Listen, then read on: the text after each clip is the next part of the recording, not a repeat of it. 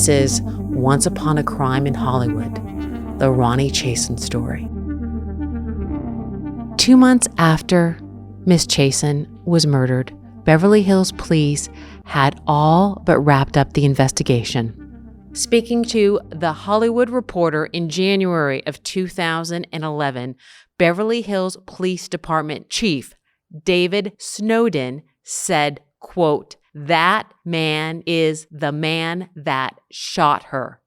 There is no conspiracy. Nothing else was involved. I know a lot of people don't like to see it end like that. They'd rather have something more dramatic, but that's just the way it is. The facts are the facts." He also noted there was no further evidence to review. After Smith's suicide, Miss Chasen's brother, Larry Cohen, told the New York Times he thought Smith was a deranged person who had made up the story of killing Miss Chasen and that there was no way he was involved. Cohen added he thought it was likely a case of road rage. Tabloids published stories of other possibilities. Larry owing hundreds of thousands in gambling debts. A business or art deal gone bad. Reports of a man seen lurking on a traffic island near the crime scene hours before the shooting. And of course, the theory of murder for hire. Larry Cohen, also addressing the gambling rumors about him, tells website Showbiz 411, "I don't play poker. I don't gamble. My 2 daughters don't gamble. Someone writes something on the internet and it goes everywhere, whether it's true or not." The rest of Miss Chasen's family came into the spotlight when TMZ published a copy of her will, drafted in 1994 by her close friend. Miss Chasen's will was worth $6.1 million and had planned to leave the majority of her estate, including her furs, to her mother, Carolyn Cohen. Miss Chasen's mother died before she did, so most of the estate instead went to Melissa Cohen, Miss Chasen's niece and Larry's daughter. She also made several charitable donations to Hole in the Wall Gang, the American Film Institute, Make-A-Wish Foundation, and the Women's Cancer Research Foundation. She left $10,000 for 2 friends, Sandra Manley and Elizabeth Smith, and $10,000 each for her nephews, Robert Goforth and Louis Cohen Goforth, as well as her niece, Pam Wagner, on the condition they use it to educate their children. Perhaps the most notable was the gift she left to her other niece, Jill Gatsby, Melissa Cohen's sister. Miss Chasen left her just $10, writing, "I have intentionally and with full knowledge of the consequences omitted to provide for my niece, Jill Cohen, except for the gift of $10. Jill joins us now. She's a producer, artist, singer, songwriter, comedian, novelist, screenwriter, and political pundit, owner of Big Bear Recording Studios and Magic Music Rooms in Big Bear City, California. She's also working on a book titled A Murder in Beverly Hills, based on the murder of Miss Chasen. Jill, what was your relationship with Ronni like? Had it changed in the years leading up to her death? We had a crazy relationship. We had a very complex relationship, and we're finishing this book up, and all of that will be in it. So it'll be a fun read for everybody. But what else can I say? From what you just said, I just wanted to correct a couple of things for you. Bobby Goforth got $1 million. He didn't get 10,000. My half sister Pam got 10,000. The half brother Louis got 10,000, but Bobby got $1 million. And I got $10 according to my ex-husband I was in a divorce with at the time. And it was the best thing that ever happened to me.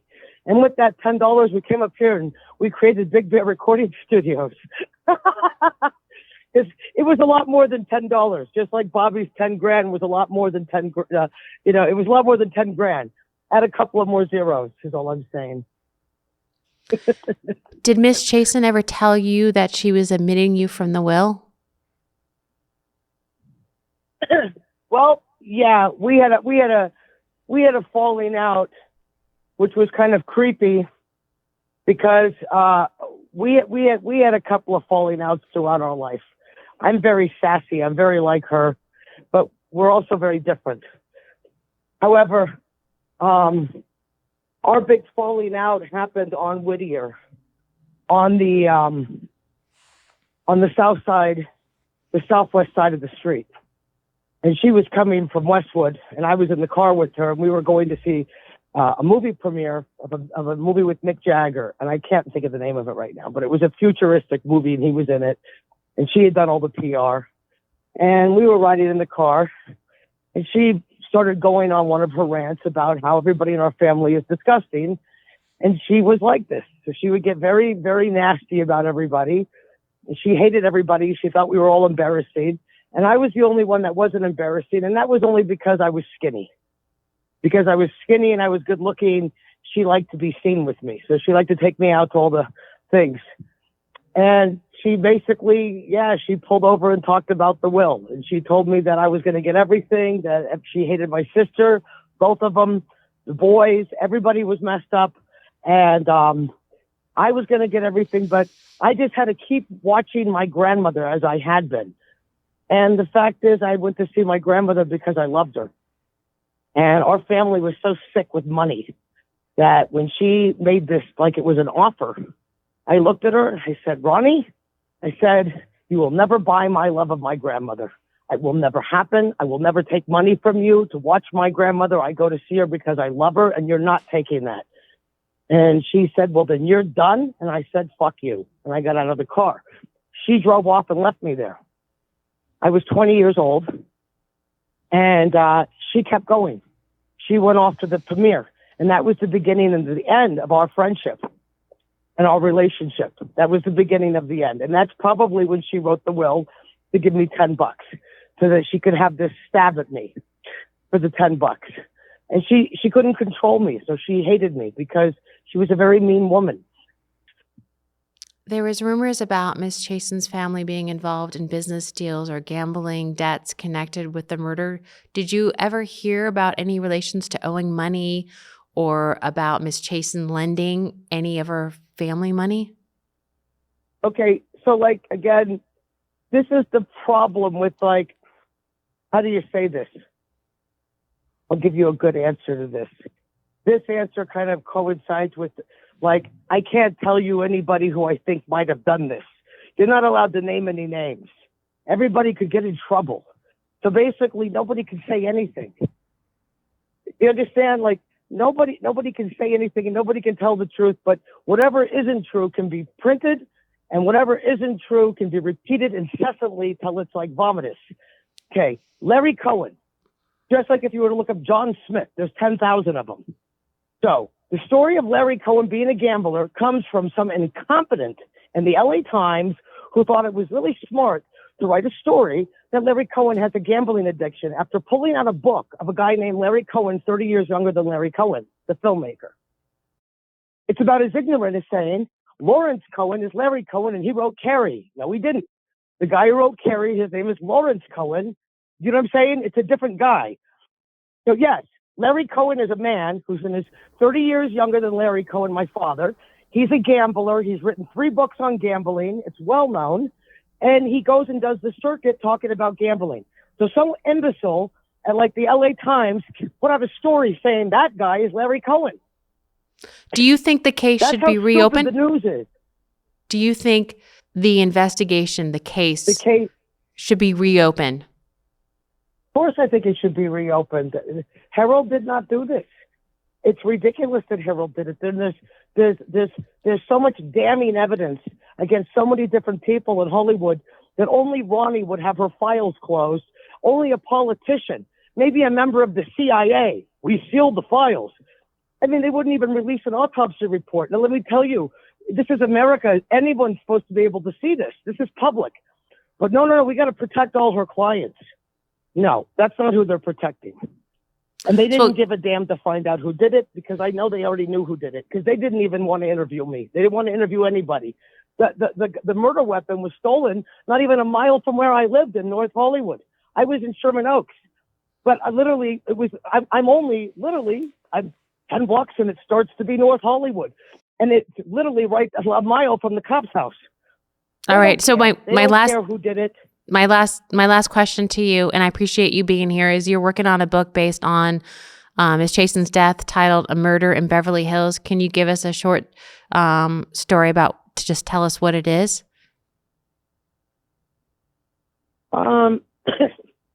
I would like to say that up until now, I had moved up to the mountains to escape a murder in Beverly Hills. I'm just going to tell you, I got involved with the band and a bunch of producers and friends of mine in Hollywood, and we started talking about it again.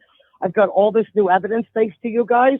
And what you also taught me, which I didn't know, wasn't really fully aware of, to be quite honest, is how hard it is to get the truth out there, because you can get sued, you can get in trouble if you say the wrong thing. So it's very hard to find the truth in Hollywood, because there's so many famous people that can have a lot of money and can sue you.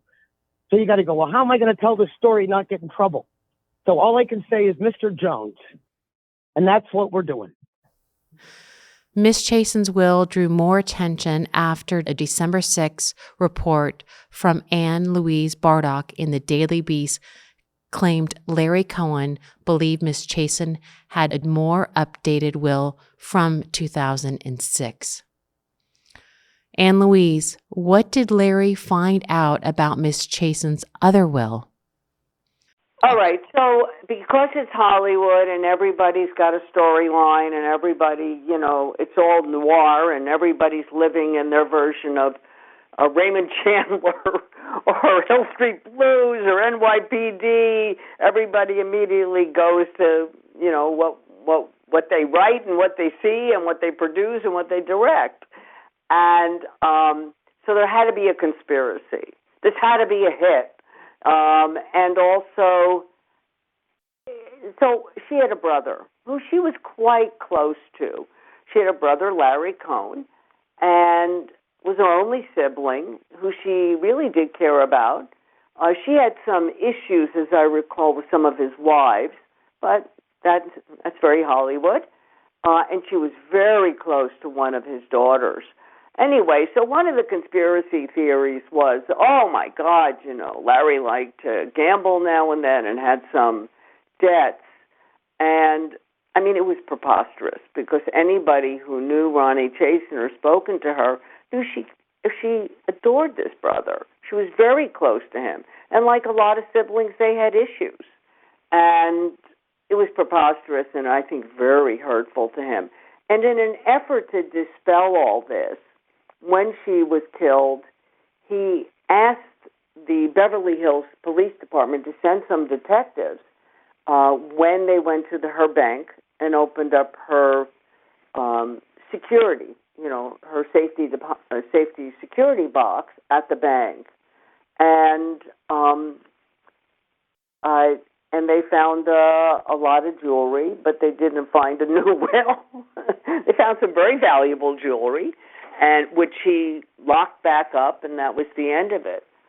And then, in any event, there was absolutely no motive, because he wasn't really a beneficiary.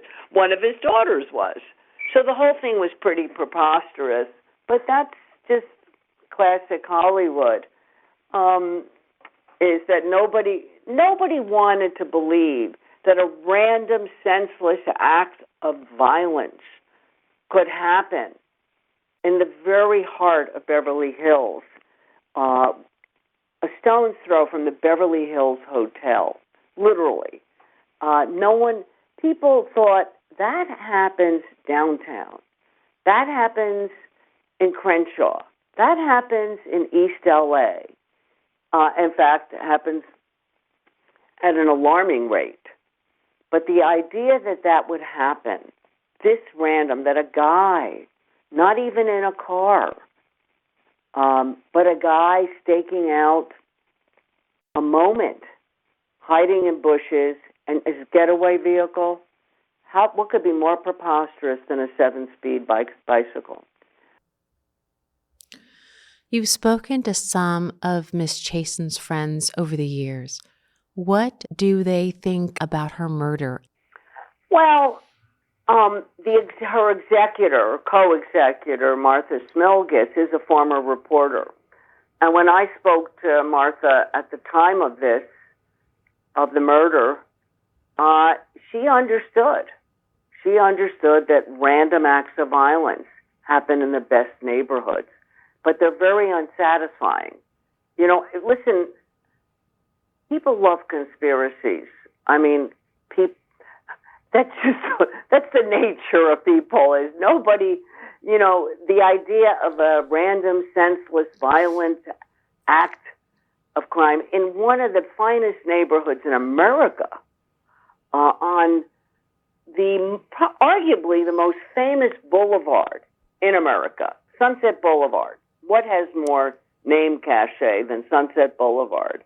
Was incomprehensible. And I think a lot of her friends were very well attended. They wanted justice for her, and it wasn't satisfying.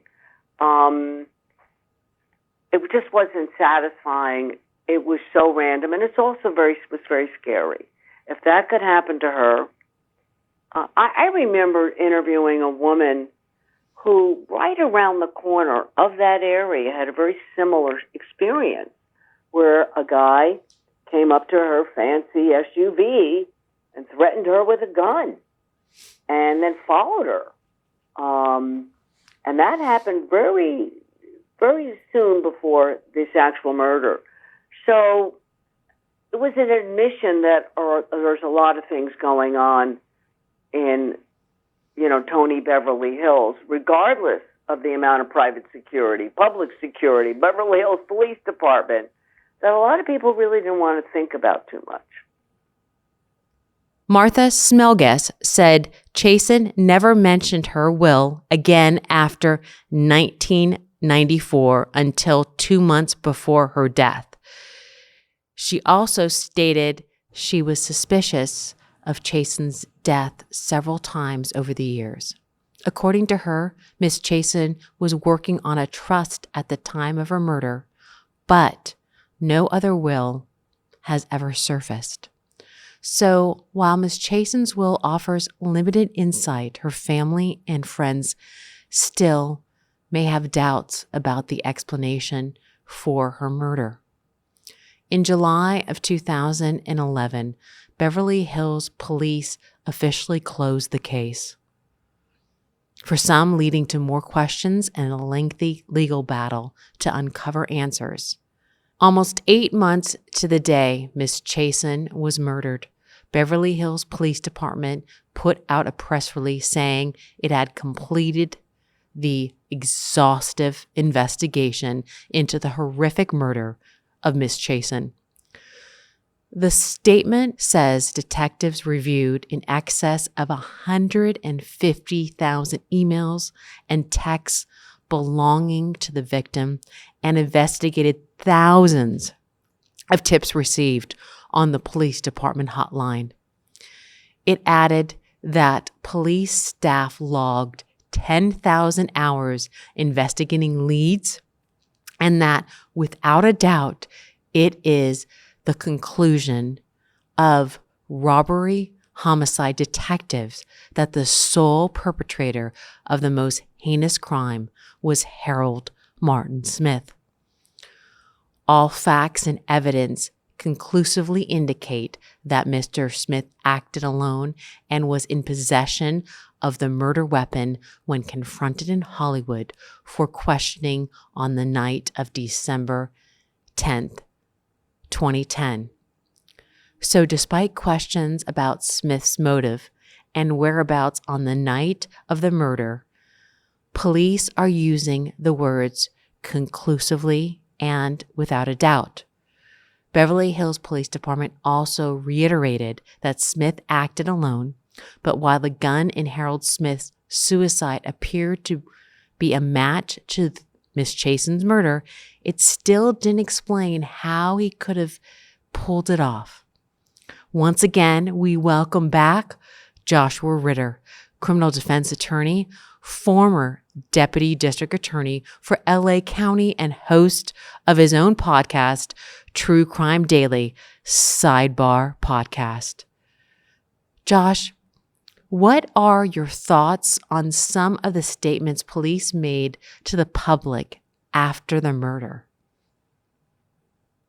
Those statements are probably some of the things that I found most problematic with how this investigation was run by Beverly Hills PD. When you use a statement like, without a doubt, we believe that this man acted alone, that is a loaded statement to begin with, but one, it has legal consequences as well, because when you're trying to prove a criminal case, you have to prove it beyond a reasonable doubt. So when you start using these terms like without a doubt, you're essentially saying that we believe this person is convictable even without a trial, even without any kind of outside scrutiny. Take our word for it. And that's a problem.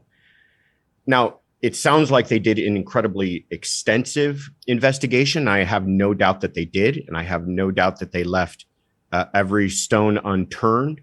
But to make these kinds of statements without any kind of, I don't know what you want to call it, diplomacy to it, to say to the best of our investigation, we believe he acted alone. Based upon all of the evidence that we have in hand, we believe that that was the firearm used. Those are far more measured statements, and I think they would have gone a lot farther to kind of create some trust and goodwill with the media and with the public in their kind of frenzied scrutiny of this case and the investigation. Josh, are you surprised the case was never brought to a prosecutor before Beverly Hills closed the investigation? Very. I worked as a prosecutor for close to 10 years. And oftentimes, especially in cases of high profile, especially in cases, involving a lot of media attention and scrutiny, the DA's office would get involved early on because the way it works is that the law enforcement does the investigation, but it's the DA's office who ultimately makes the decision on whether or not to file criminal charges, whether or not to reject a case and consider it closed. They are the agency tasked with closing out cases. It is not common practice, and certainly hasn't been for a while, for agencies to just take it upon themselves to decide something's closed or we're going to not pursue these charges. They leave that in the DA's hands, and that's the way that it should work. So for them to say that they never even involved the DA is troubling to me. And it also, I think, feeds into this narrative that was developing around Beverly Hills that perhaps they weren't up to task. And did they need to bring in outside agencies? And why weren't they consulting outside agencies? And certainly, why weren't they consulting with the district attorney's office?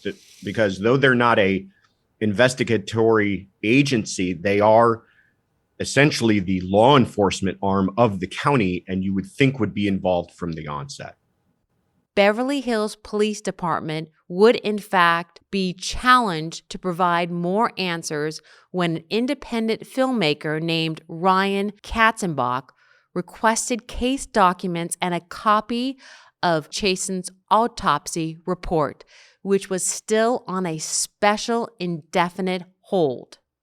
Beverly Hills Police Department declined to release any documents to Mr. Katzenbach, inspiring him to begin planning a documentary called 638, a reference to the amount of time between Miss Chasen's final phone call and her death on November 16th. Over the next 2 years, Kassenbach sued the department in Los Angeles Superior Court for full access to the murder file. The autopsy was finally released in 2013. It showed 2 bullets struck her in the chest. A third hit her right upper arm. According to the coroner, the 4th most rapid fatal shot hit her right shoulder, pierced her heart, then passed through the right side pulmonary vein and right lung. It also shows that Beverly Hills Police initially believed Ms. Chasen was killed in a drive-by shooting based on the initial coroner's investigation report, which referenced Ms. Chasen being shot by an unknown suspect who pulled up in a vehicle alongside her while she was stopped at the red light. Beverly Hills Police said that detectives requested that the coroner's file remain private for all this time out of respect of Ms. Chasen's family. Craig Harvey, an official with the coroner's office, told the Los Angeles Times, based on the circumstances, the coroners felt that no legitimate reason remained to maintain the security hold, so the hold was lifted and the document released. In a separate statement, Beverly Hills Police Department said it's proud of its investigation of Ronni Chasen's homicide and stands by the final conclusions. Josh, how common is it for an autopsy to be placed on a 3-year security hold despite Harold Smith's autopsy being available? It's odd when you have a case that they've declared closed. At this point, it begs the question of what are we keeping private, and whose interests are we protecting by keeping it private? Now, I'm not trying to play into conspiracy theories and say that there is no legitimate reason for doing that, but you have to ask, in a case with such public intrigue, why not just release it? Especially if you consider the case to be closed and you consider this to be no longer an ongoing investigation that you have to worry about any sort of outside tampering with the sanctity of the investigation. Go ahead and release it. Again, unless they provide further reason for it, it continues to feed in to the overall mystery surrounding this whole case. The autopsy would be the first of 3 releases of documents by the Beverly Hills Police Department over the next 4 years. On the final episode of our 6-part series, we discuss the long legal battle to get the rest of the case documents unsealed, what they reveal about the murder investigation, and perhaps the most stunning admission by the Beverly Hills Police to this point.